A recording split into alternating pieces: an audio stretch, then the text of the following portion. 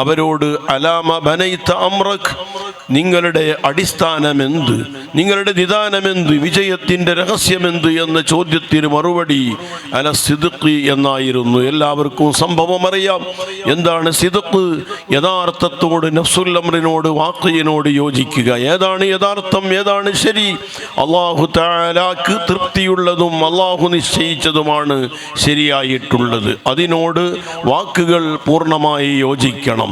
നിയ്യത്തുകളും തീരുമാനങ്ങളും വിചാരങ്ങളും വികാരങ്ങളും അല്ലാഹു തആല തൃപ്തിപ്പെടുന്നതിനോട് യോജിച്ചിരിക്കണം. വാക്കുകൾ, പ്രവർത്തനങ്ങൾ, വാക്കിൽ മാത്രമല്ല സിദ്ഖ്, വിശ്വാസത്തിൽ സത്യസന്ധത പുലർത്തണം, പെരുമാറ്റങ്ങളിൽ, ഇടപാടുകളിൽ സത്യസന്ധത പുലർത്തണം. ജീവിതത്തിൽ മുഴുവൻ വഞ്ചനയില്ലാത്ത, ചതിയില്ലാത്ത ജീവിതം, സംശുദ്ധമായ ജീവിതം വേണം.